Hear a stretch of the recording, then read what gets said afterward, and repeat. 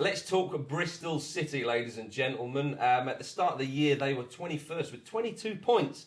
Fast forward until now, they are on 57 points and they're in 12th. A remarkable turnaround. Joining us to talk about all this on Pizza Cam is at the exiled Robin, otherwise known as Paul. Paul, can you hear me? I certainly can, Marcus. Hello. Paul, you must be quite enthused by the turnaround at Bristol City. Yeah, it's certainly been a good third of the season, really. I think safe to say that the squad we had and the expectations we had, no one expected us to be down near the bottom of the league all season, and at least all the fans and the two managers we've had. But yeah, it's been a really good run in the spring. Steve Cotterill brought in some really good, strong loan signings, a lot from the Championship, and it looked like it was very much something that was needed to help preserve our status in the end, and things are potentially looking good for next year.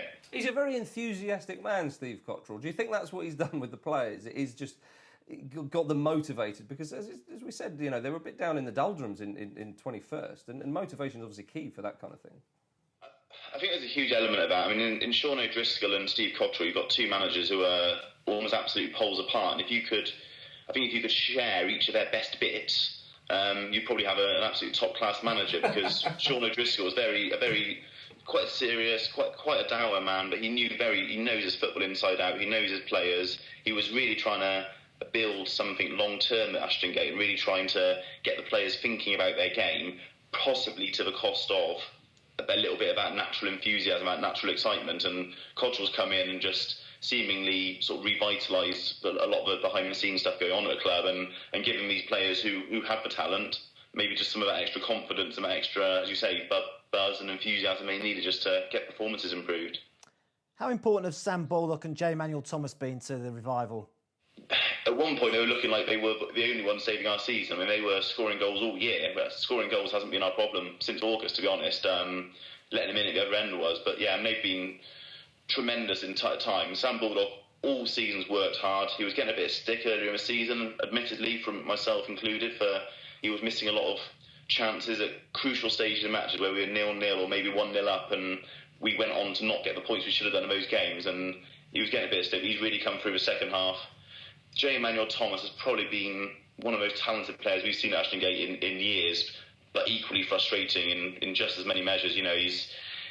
He was a bit like a thoroughbred racehorse. He started the season on the hard grounds and in the sun, lovely, really played well. From November to February, we barely saw him kick a ball.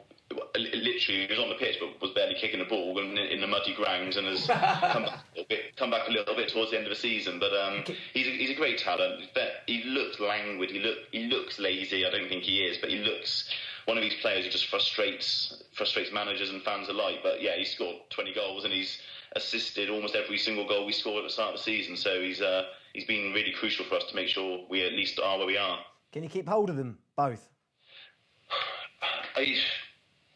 I hope so. I think we've got two very good forwards for a League One level there. I suspect Sam in particular is on a fair wage for League One, that only probably a Championship club or maybe Birmingham would be able to afford him if they come down. So if a Championship club is prepared to take a punt on him, that's always a possibility, of course. And I don't think we're a club in a position at the moment where we're going to hold a player back from further in their career. We certainly didn't last year, where we let about 13 players stay in the Championship. So all those players who weren't good enough for us last year when we got relegated are still plying their trade up there. I think it'd be difficult, if I'm honest. I suspect we'd lose one of them, if not both. I mean, obviously Cotterill's got a big job to do in trying to replace their goals, because we haven't had a goal-scoring season like this for a good decade or so. Yeah, indeed. Well, Paul, or at the exiled Robin, thank you very much for joining us. We wish you all the best, and hopefully you can keep hold of your best players next season. Thank you, Paul. Thank you. Well, Bristol City fans, do tweet us at Ball Street and let us know what you think. See if you can keep hold of some of your best players, and tell us how you think you'll do next season as well.